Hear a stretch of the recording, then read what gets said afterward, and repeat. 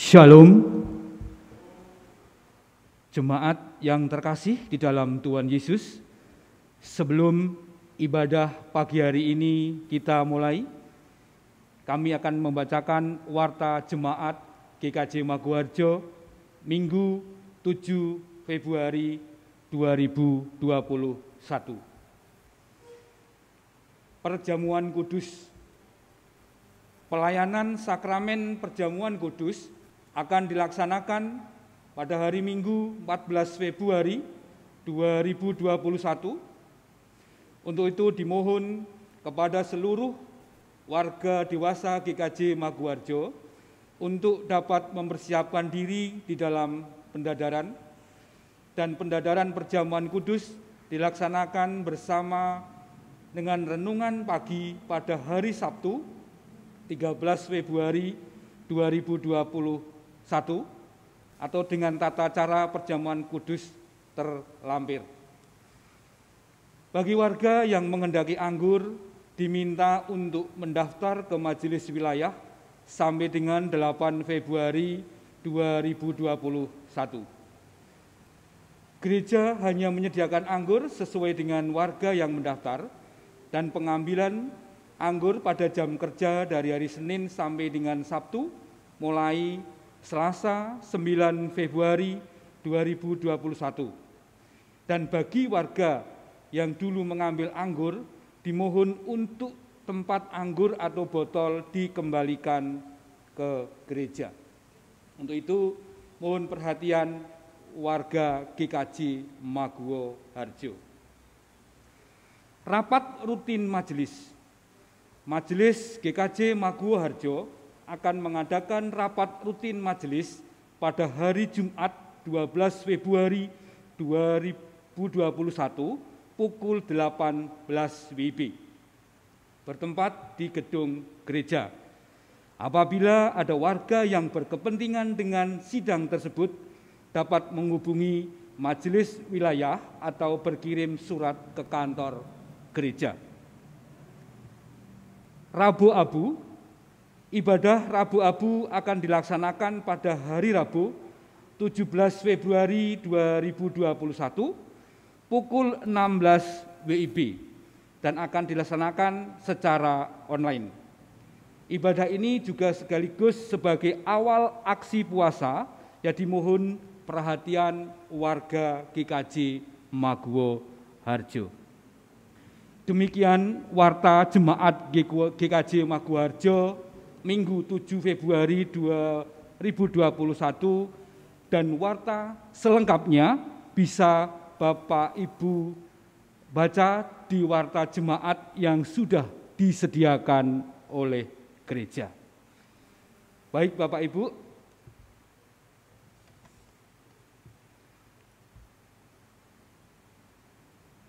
mari kita bangkit berdiri. Kita akan memulai ibadah pagi hari ini dengan kita menyanyikan Kidung Jemaat KP 140, bait yang pertama, Tuhan hadirlah di sini.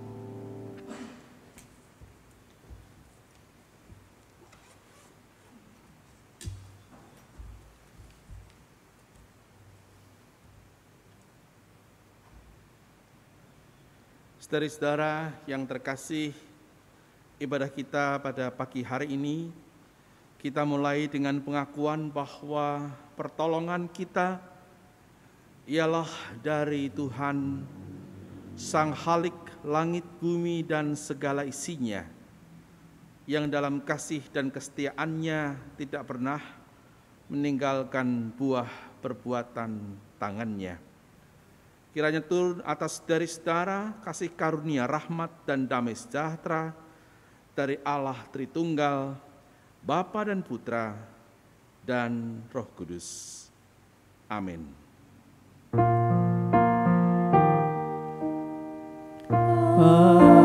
Amin, amin,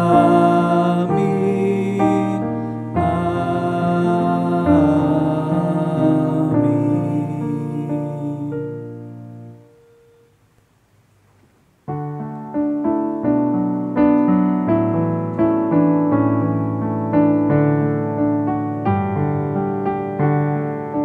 Kita masuk rumahnya, berkumpul menyembah kepadanya. Kita masuk rumahnya, berkumpul menyembah kepadanya. Kita masuk rumahnya, berkumpul menyembah kepada Kristus. Menyembah Kristus Tuhan. Muliakan namanya dan angkat tanganmu kepadanya. Muliakan namanya dan angkat tanganmu kepadanya. Muliakan namanya dan angkat tanganmu kepada Yesus. Menyembah Kristus Tuhan.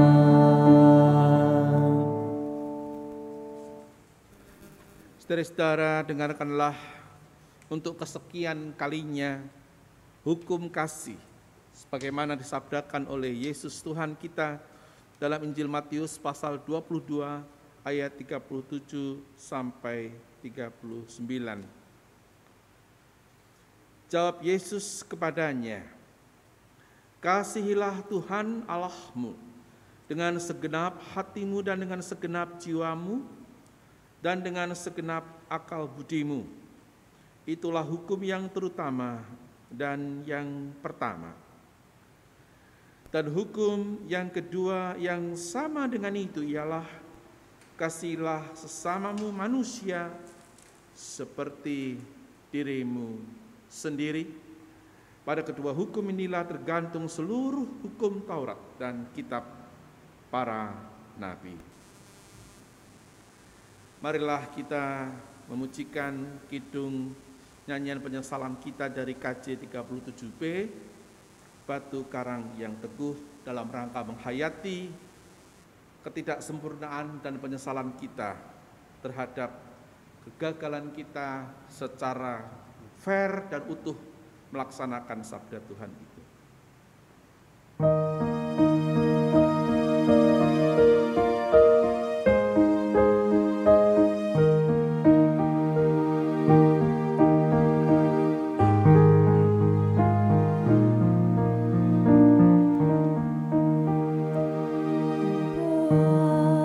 Batu karang yang teguh,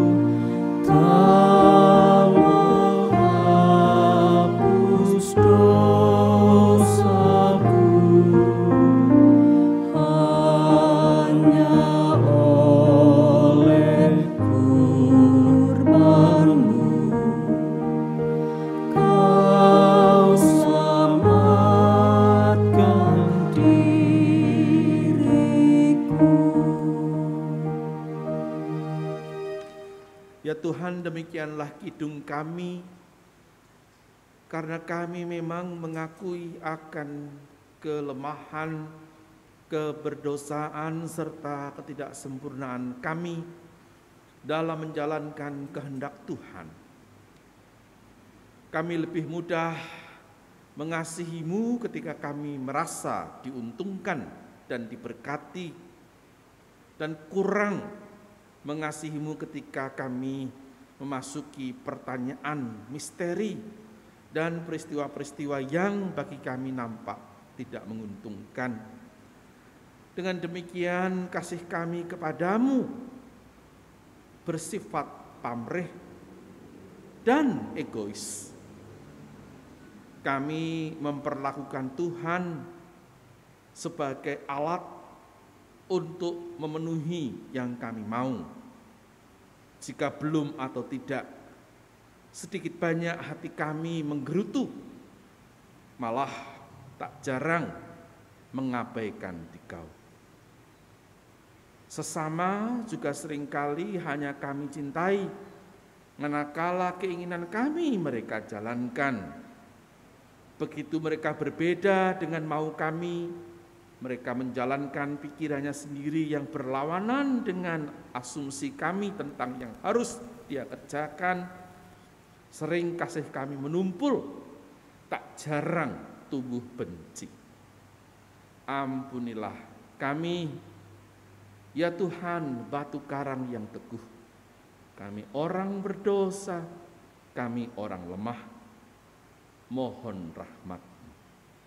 Demi Kristus kami berdoa. Amin. Mari saudara-saudara, dengan bangkit berdiri kita menerima berita anugerah yang terambil dari Mazmur 103 ayat 3 sampai 5. Dia yang mengampuni segala kesalahanmu, yang menyembuhkan segala penyakitmu. Dia yang menebus hidupmu dari lubang kubur dan yang memahkotai engkau dengan kasih setia dan rahmat. Dia yang memuaskan hasratmu dengan kebaikan, sehingga masa mudamu menjadi baru seperti pada burung Raja Wali. Petunjuk hidup baru bagi kita yang telah menerima berita anugerah terambil dari 1 Petrus pasal 5 ayat yang ke-7. 1 Petrus pasal 5 ayat yang ke-7. Demikian petunjuk hidup baru bagi kita semua. Serahkanlah segala kekhawatiranmu kepadanya, sebab Ia yang memelihara kamu. Mari kita respon berita anugerah dan petunjuk baru ini dengan nyanyian kesanggupan NKB 38, telah lewat malam yang gelap.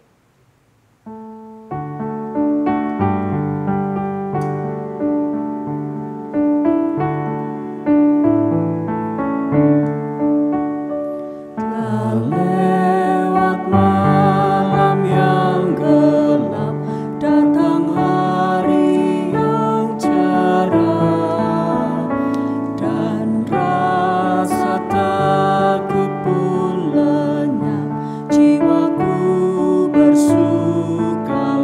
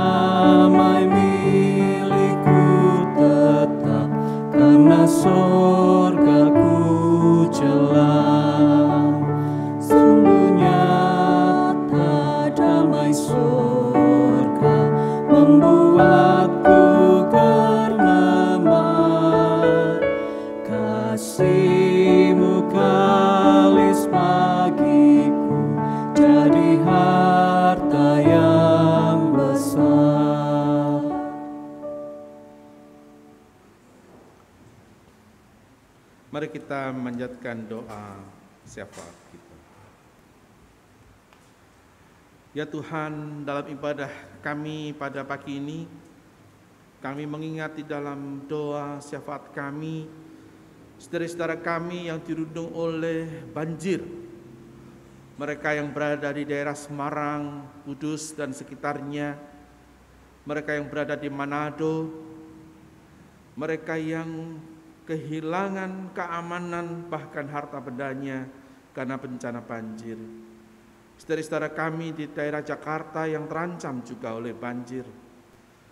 Kami mohon Tuhan menolong mereka dan juga menolong kami semua berbela rasa, mengambil bagian yang perlu supaya ketika menghadapi banjir itu saudara-saudara kami dapat bertahan, dapat terus memperoleh asupan makanan dan obat-obatan, mendapatkan tempat mengungsi yang baik.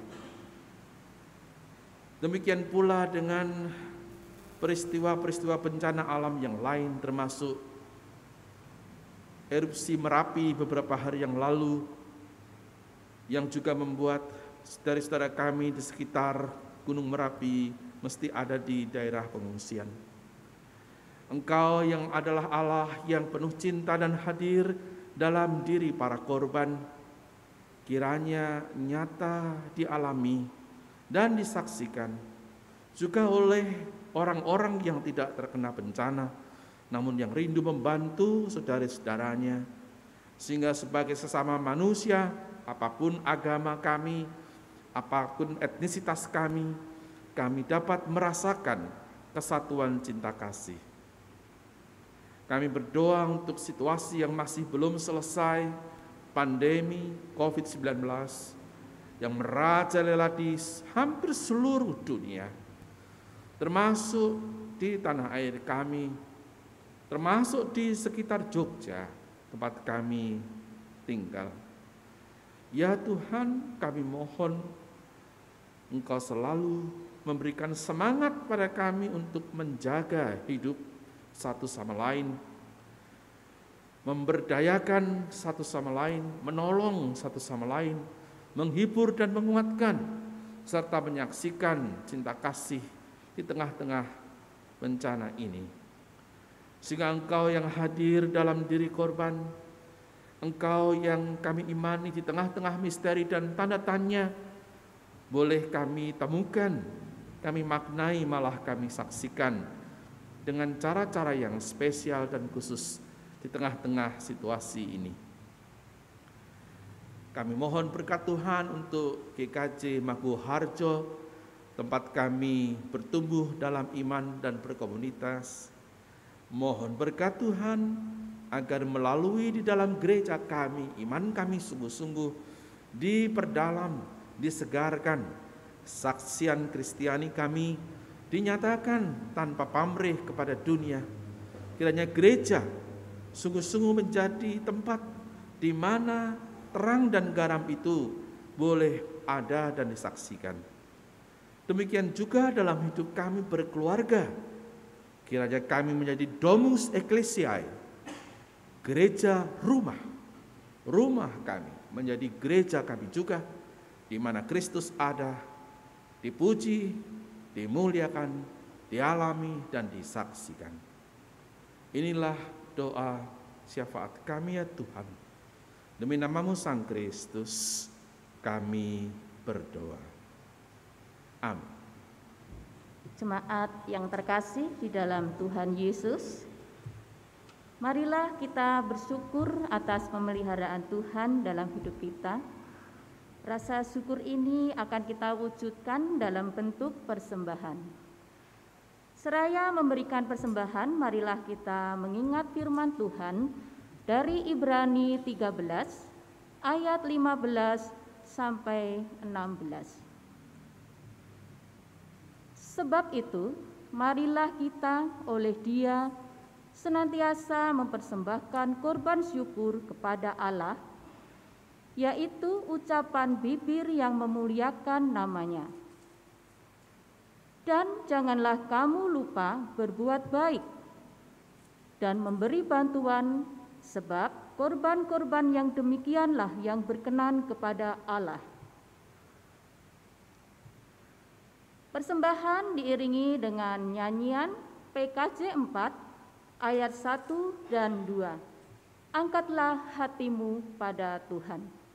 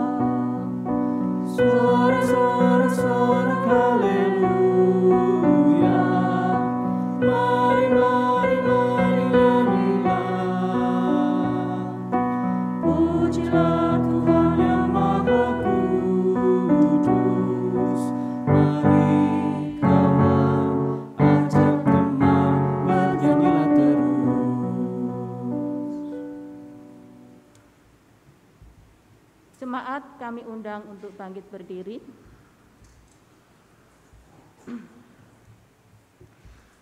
Mari persembahan ini kita haturkan di dalam doa. Ya Bapa yang bertahta di kerajaan surga yang mulia, kami bersyukur atas kesempatan yang indah ini untuk dapat mempersembahkan sebagian dari berkat-berkat-Mu. Kiranya Tuhan berkenan memberkati persembahan kami ini ya Tuhan. Berkati juga Tuhan hamba-Mu yang telah Kau utus untuk mengelola persembahan ini. Engkau memberikan hikmat dan kebijaksanaan sehingga dapat mengelola persembahan ini seturut dengan kehendak-Mu saja dan untuk kemuliaan nama-Mu. Bapa yang Maha Mulia, sebentar lagi kami akan mendengar dan merenungkan sebagian dari firman-Mu. Mohon berkat dan urapan-Mu ya Bapa. Engkau memberkati Bapak Pendeta Daniel yang akan menyampaikan firman-Mu. Biarlah yang disampaikan oleh Bapak Pendeta seturut dengan kehendak-Mu saja. Dan firman-Mu dapat kami terapkan di dalam kehidupan sehari-hari. Bapa, doa yang tidak sempurna ini hamba-Mu panjatkan hanya di dalam nama Tuhan kami, Yesus Kristus. Haleluya. Amin. Jemaat dipersilakan duduk kembali.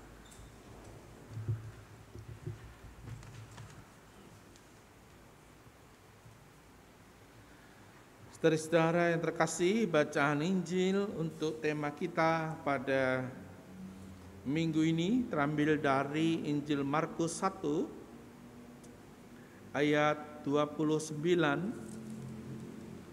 sampai ayat yang ke-39. Sekeluarnya dari rumah ibadat itu, Yesus dengan Yakobus dan Yohanes pergi ke rumah Simon dan Andreas. Ibu mertua Simon terbaring karena sakit demam. Mereka segera memberitahukan keadaannya kepada Yesus. Ia pergi ke tempat perempuan itu dan sambil memegang tangannya, ia membangunkan dia. Lalu lenyaplah demamnya. Kemudian perempuan itu melayani mereka. Menjelang malam, sesudah matahari terbenam, dibawalah kepada Yesus semua orang yang menderita sakit dan yang kerasukan setan. Maka berkerumunlah di seluruh penduduk kota itu di depan pintu. Ia menyembuhkan banyak orang yang menderita bermacam-macam penyakit dan mengusir banyak setan. Ia tidak memperbolehkan setan-setan itu berbicara sebab mereka mengenal dia. Pagi-pagi benar, waktu hari masih gelap, ia bangun dan pergi keluar. Ia pergi ke tempat yang sunyi dan berdoa di sana. Tetapi Simon dan kawan-kawannya menyusul dia.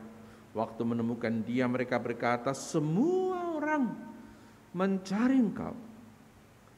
Jawabnya, "Marilah kita pergi ke tempat lain, ke kota-kota yang berdekatan, supaya di sana juga aku memberitakan Injil, karena untuk itu aku telah datang." Lalu pergilah ia ke seluruh Galilea dan memberitakan Injil dalam rumah-rumah ibadat mereka dan mengusir setan-setan. Demikianlah Injil Tuhan Yesus Kristus. Yang berbahagia ialah mereka yang mendengar dan melakukan firman Tuhan dalam hidupnya sehari-hari. Haleluya.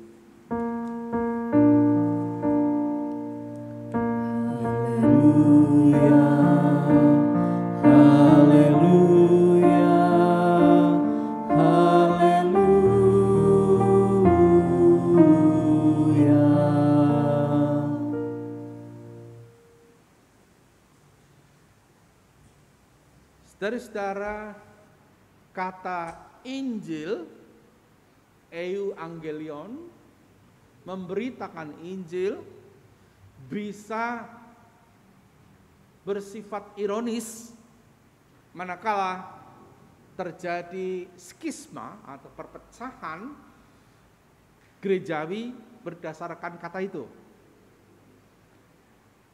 Kalau Anda melihat perkembangan gereja-gereja, beberapa perpecahan terjadi justru karena debat mengenai apa makna mengabarkan Injil. Ada kelompok yang menyebut dirinya kelompok evangelical, Injili. Ada kelompok yang menyebut dirinya atau juga disebut orang ekumenis, yang beda gaya dengan kelompok yang pertama tadi. Ada orang yang menganggap berita Injil adalah menobatkan orang menjadi Kristen. Inti dari karya gereja adalah supaya orang non-Kristen menjadi Kristen. Itulah berita Injil. Ada yang mengatakan, oh bukan. Berita Injil adalah mengabarkan dan menyaksikan tindakan-tindakan sosial yang baik. Disebut social gospel, Injil sosial. Tidak usah menarget orang pindah agama, tetapi yang penting kita melakukan tindakan baik. Nah, sebetulnya kontradiksi semacam ini ya bukan sesuatu yang mesti ada. Namun nyatanya itu terjadi.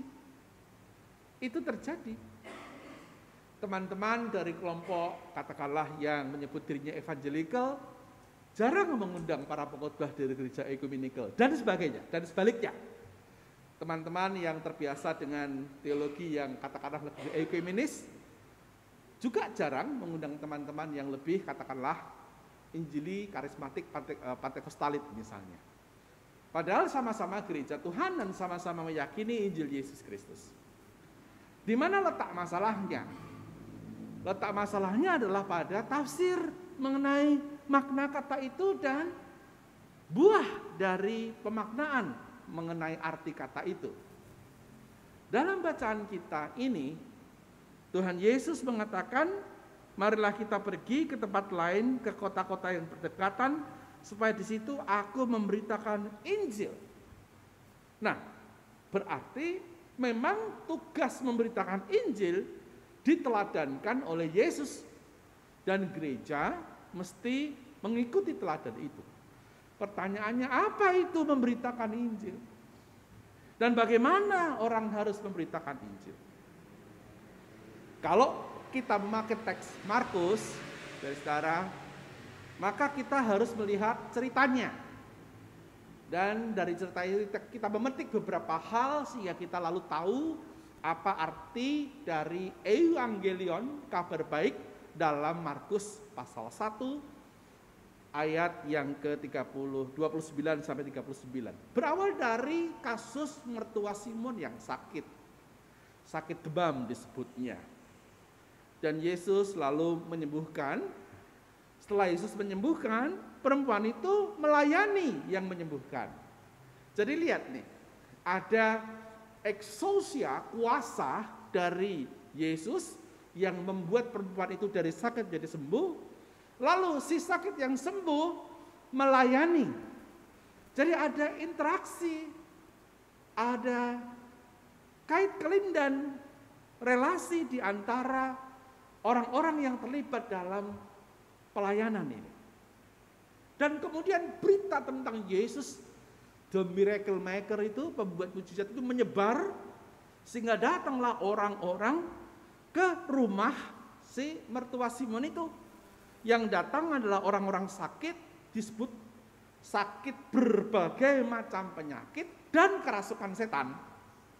Dan Yesus menyembuhkan mereka, mengusir setan-setan. Peristiwa itu kan petang hari, kalau kita lihat. Jadi dari petang sampai tidak disebutkan kapan, tapi bisa kita bayangkan itu sampai malam. Ya. Yesus melakukan miracle maker, menyembuhkan dan mengusir setan. Eksorsisme, katakan. Nah, menarik ketika pagi-paginya, ternyata yang Yesus lakukan adalah pergi ke tempat sepi dan berdoa. Perhatikan ini, ada karya exousia, ada karya kekuasaan Tuhan yang membebaskan orang dari penyakit dan dari gunggungan setan. Tapi kemudian ada masa Yesus sendiri berkontemplasi, mengambil waktu yang teduh dalam doa. Dan lihatlah, segera muridnya datang kepadanya, Simon dan kawan-kawannya menyusul Yesus yang sedang berkontemplasi itu, dan kemudian mengatakan, semua orang mencari engkau. Artinya, ayo lagi, kita lakukan lagi yang kemarin. Dan jawaban Yesus adalah, marilah kita pergi ke tempat lain. Karena di tempat-tempat lain itu aku harus memberitakan Injil. Karena untuk itulah aku datang. Artinya Yesus tidak mau mengikuti saran dari Simon dan kawan-kawannya, murid-muridnya, yang menghendaki Yesus kembali menyembuhkan orang-orang di sekitar situ. Bukannya Yesus tidak mau menyembuhkan mereka, tetapi poinnya adalah karya kekuasaan Yesus tidak boleh dimonopoli di satu lokasi. Ada sensitivitas dan bela rasa dari Tuhan Yesus bahwa kota-kota lain pun membutuhkan. Dan disebut di situ kata seluruh Galilea. Kata ini penting disebut. Karena Galilea itu, saudara-saudara, itu kira-kira ya, kalau sekarang ya, bukan komunitas elit lah. Kalau Anda tahu, provinsi di zaman Yesus itu ada Yudea di selatan, lalu ada Galilea di atas, di tengah-tengah ada Samaria. Samaria komunitas yang seringkali tidak terlalu akur dengan orang Yahudi. Nah, yang Yudea di bawah itu elit karena dekat dengan Yerusalem, pusat peribadahan Yahudi. Yang di atas utara, Galilea itu tidak terlalu elit. Ya, karena tidak ada pusat peribadahan di sana. Tetapi justru Yesus mengabarkan Injil di kota-kota di Galilea yang memang tidak elit. Kita kadang-kadang juga terpengaruh soal elit-elitan ya. Saya punya teman yang cerita ketika dia mau melahirkan anaknya, waktu itu zaman dulu, dia rela loh naik pesawat ke luar negeri, ke Australia, supaya lahir di sana, supaya anaknya besok kalau ada tulisan nama misalnya siapa, Andi atau Susi, tempat lahir ditulis di situ misalnya Perth, Australia, gagah gitu kira-kira. Kalau kita bertemu orang, kita tanya, dalemipun pundi, dia bilang Yogyo, Onje, Yogyo dipun pundi, lalu dia Temon, misalnya gitu. Kita berarti, wah Temon. Nah, sekarang Temon elit karena ada airport. Tapi orang kan, Yogyo dipun pundi, kulo kota. Wah, rasanya kan Yogyo dipun pundi, Klaten, lalu Jatinom, gitu kan Anda. Lalu padahal tidak ada yang masalah dengan kota-kota itu kan. Hanya orang merasa kurang elit gitu. Nah, perhatikanlah, yang tidak elit ini adalah sasaran karya Injil. Jadi Yesus bekerja, bertindak dengan pola tertentu. Kalau tema kita adalah Tuhan tak pernah letih dan lesu, ya saya tahu maksudnya. Maksudnya supaya kita lihat Tuhan Yesus terus-menerus bekerja. Tapi jangan lupa dia juga mengambil saat menarik dirinya dari kesibukan dalam kehidupan doa yang kontemplatif pada pagi-pagi benar hari itu. Jadi ada tindakan aktif di satu pihak dalam mengabarkan kabar baik, yakni kehadiran kerajaan Allah melalui kuasa Yesus yang membebaskan, sifatnya liberatif, membebaskan orang dari penyakit dan dari setan-setan. Tapi juga ada karya kontemplatif yang dari situ karena Yesus berdoa pagi-pagi menghadirkan juga karya lain yang aktif kembali. Tetapi kali ini bagi orang-orang lain. Jadi ada sensitivitas bela rasa. Perhatikan ini, keaktifan, kontemplasi, waktu teduh, dan karya yang strategis dan bela rasa memberikan porsi kepada orang-orang lain yang second class, yang belum tersentuh oleh eksosia kekuasaan Tuhan. Injil yaitu berarti. Injil adalah kabar baik bahwa Tuhan bekerja aktif. Bahwa Tuhan juga mengajarkan kita untuk berkontemplasi. Supaya kita tidak menjadi workaholic, gila kerja. Terus menerus sampai tidak ada waktu untuk menenangkan diri, bersekutu dengan yang ilahi, menarik diri sehingga jernih dan bersih. Itu perlu.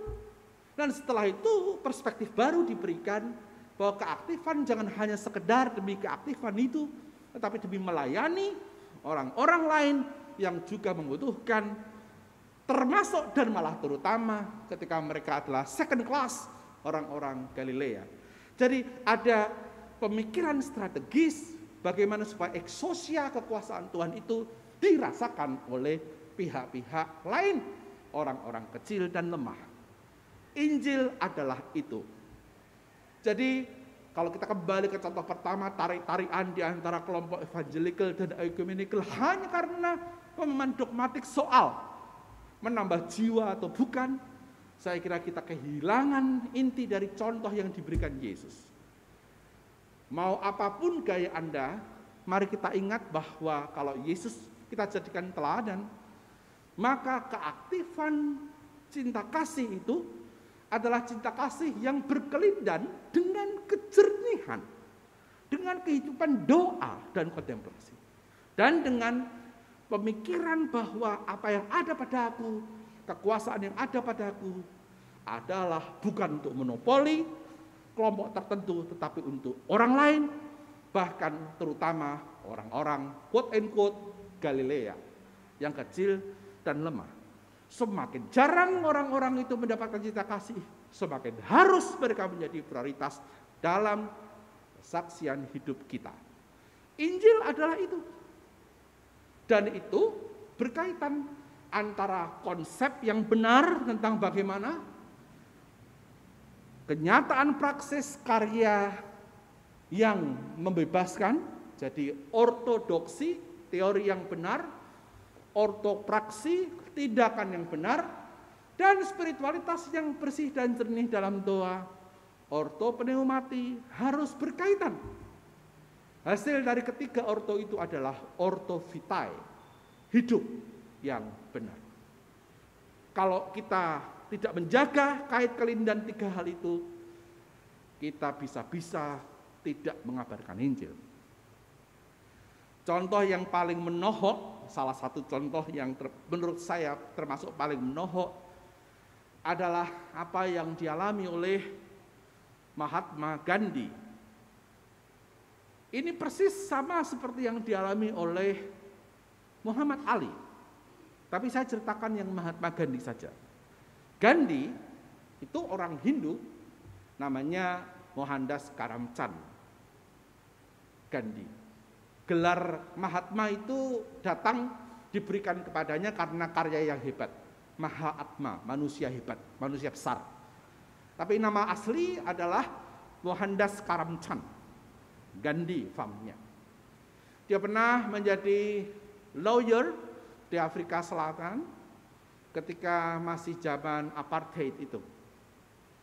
Dia berteman dengan banyak orang Kristen, terutama para penginjil tertentu. Gandhi pernah mau masuk gereja, tetapi ditolak karena dia tidak berkulit putih. Itu sama persis dengan yang dialami Muhammad Ali. Dulu sebelum dia berganti nama menjadi Muhammad Ali, dia mau masuk ke gereja dan dicegat di pintu oleh, tidak tahulah pokoknya orang yang jaga di pintu itu, dan dikatakan, sorry, this is the church, this is only for white. Hanya untuk orang kulit putih. Aneh sekali. Oleh karena itu, kembali ke Gandhi, dia pernah ditanya orang begini, Gandhi, Anda ini katanya pembaca Injil. Anda harus tahu bahwa Gandhi itu membaca Injil, terutama Matius 5-7. Itu bacaannya Gandhi. Pada hari dia dibunuh, itu di kamarnya ditemukan salah satu selain Bhagavad Gita, teks Hindu yang dia baca, adalah Injil.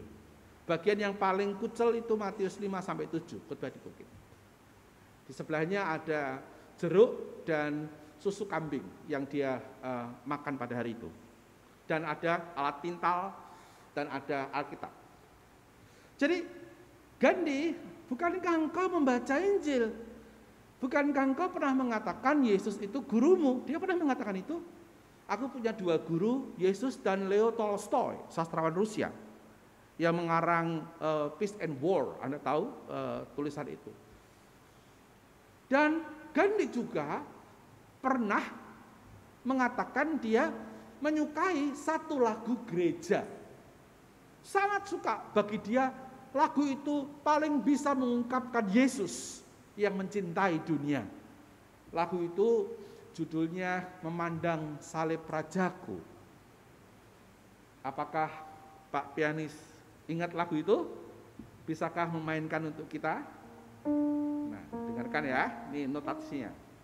Memandang Salib Rajaku.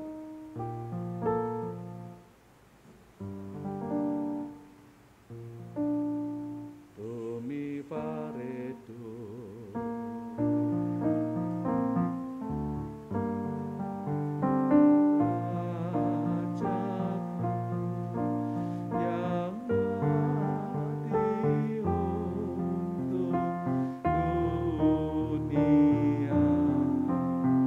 Murah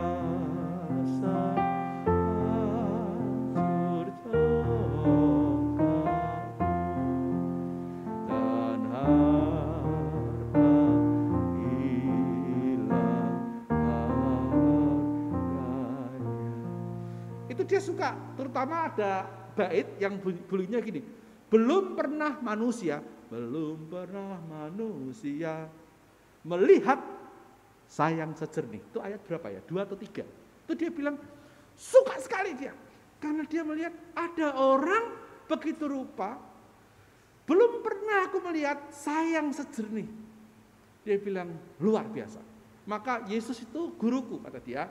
Dan gerakan politiknya Gandhi, Anda tahu, Ahimsa salah satunya, selain Satyagraha dan Swadesi, diinspirasi selain oleh Bhagavad Gita adalah oleh Matius 5-7 mengenai jangan membalas kejahatan. Jadilah sempurna seperti Bapamu di surga sempurna. Gandhi, seorang Hindu. Nah, dia pernah ditanya, why don't you become a Christian? Mengapa Anda tidak menjadi Kristen? Ingat loh, dia pernah mau masuk gereja dan ditolak karena dia bukan kulit putih. Ketika dia ditanya, Yesus bukan gurumu, bacaanmu kan Matius 5-7, kamu bahkan punya lagu kesukaan, himne tadi, when I saw the wondrous cross, memandang salib rajaku. So, why don't you become a Christian? Mengapa Anda tidak menjadi orang Kristen? Saya sebutkan jawabannya Gandhi, saudara. Anda rasakan nyelekitnya jawabannya.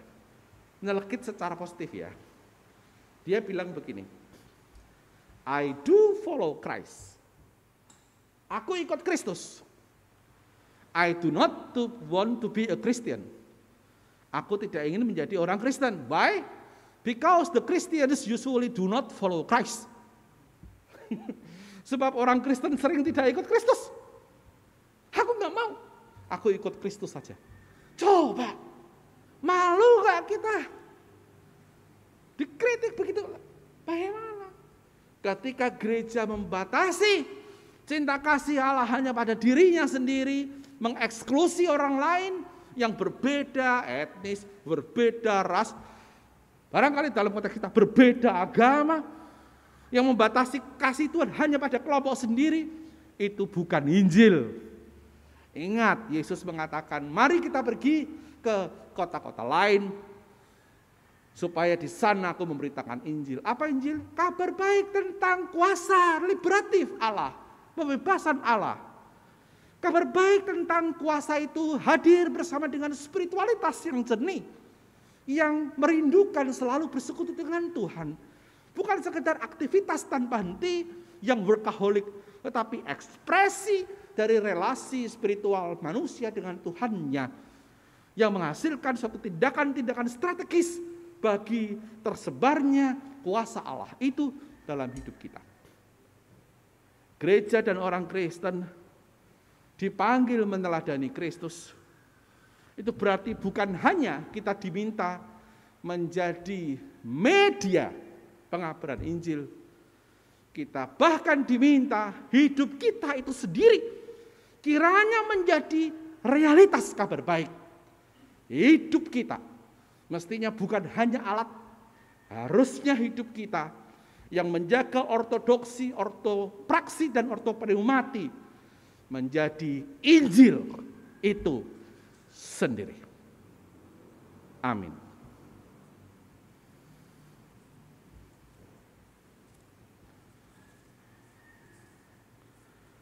Mari kita berdoa.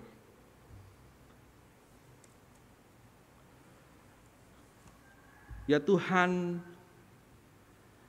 ajar kami meneladani Dikau yang tak pernah letih dan lesu dalam menghadirkan berita baik bagi dunia, terutama bagi dunia yang membutuhkan. Mereka yang sakit, yang lemah, yang bermasalah, yang membutuhkan kesegaran, kiranya kami boleh hadir bagi mereka. Dalam konteks kami di gereja ini, kiranya kami boleh menjadi peneguh dan membawa sukacita bagi mereka yang sakit. Ibu Estu, Bapak Haryo, Ibu Sri Sugiyarti, Ibu Gloria, Anak Ivana, Bapak Fajar, Bapak Sukirman, Ibu Suhadi, Pendeta Emeritus Purwadi, Anak Oktavianus. Dan banyak orang lain yang di masa pandemi ini sakit, kehilangan asa. Tetapi juga bagi orang-orang lain di luar gereja kami yang membutuhkan pertolongan dan harapan. Bantulah kami dengan jiwa yang bersih dan bening, dengan spiritualitas yang terus-menerus bersekutu dengan Dikau, mengkarya dengan baik, agar Injil, kabar baik, kuasa Tuhan yang liberatif, menjadi bagian dari kesaksian kami. Inilah doa kami ya Tuhan, yang kami naikkan di dalam nama-Mu Sang Kristus, yang telah mengajar kami berdoa. Bapa kami yang di surga, dikuduskanlah nama-Mu, datanglah kerajaan-Mu, jadilah kehendak-Mu di bumi seperti di surga. Berikanlah kami pada hari ini makanan kami yang secukupnya, dan ampunilah kami akan kesalahan kami, seperti kami juga mengampuni orang yang bersalah kepada kami. Dan janganlah bawa kami ke dalam pencobaan, tetapi lepaskanlah kami daripada yang jahat, karena Engkaulah yang mempunyai kerajaan dan kuasa dan kemuliaan sampai selama-lamanya. Amin.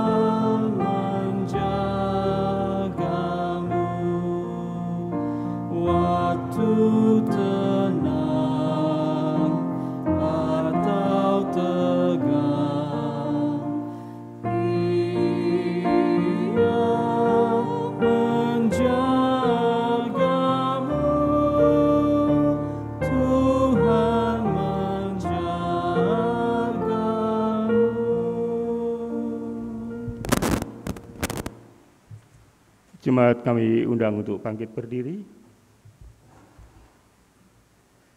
Dengan sikap sempurna, marilah bersama dengan umat Tuhan di segala abad dan tempat, kita mengucapkan pengakuan iman rasuli yang berbunyi demikian.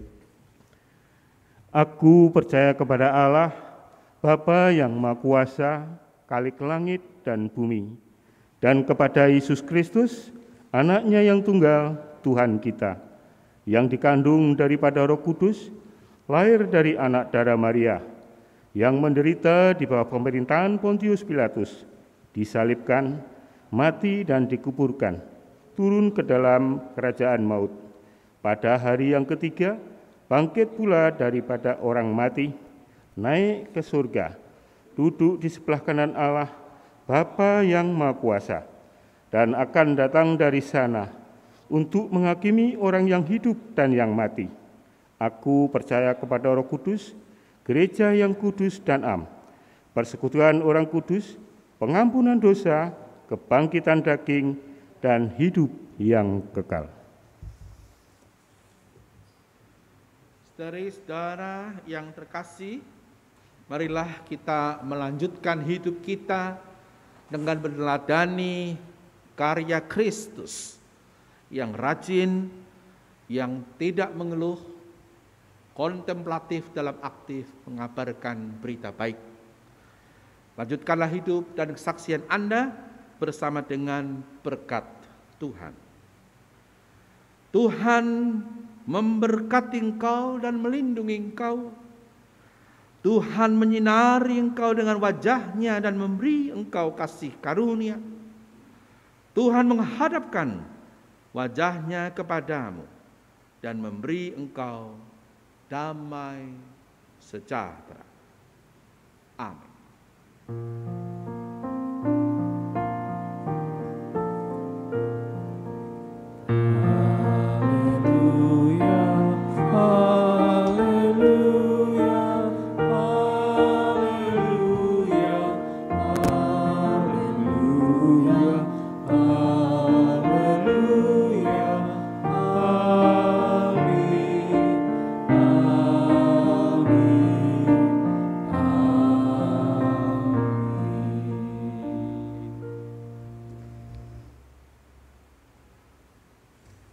Jemaat, kami persilakan untuk duduk. Jemaat yang terkasih, sebelum ibadah pagi hari ini diakhiri, jemaat diberi waktu untuk doa pribadi. Kami persilakan.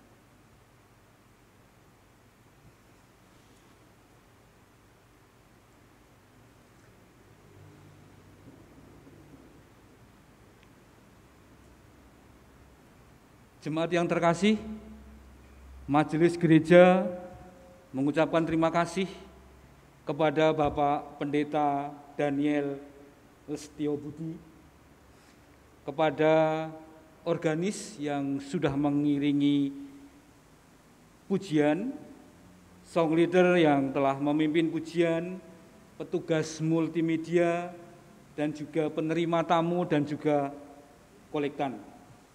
Untuk itu, marilah kebaktian ini kita akhiri dengan menyanyikan nyanyian rohani 85, bait yang pertama, Ya Tuhan, bimbing aku di jalanku.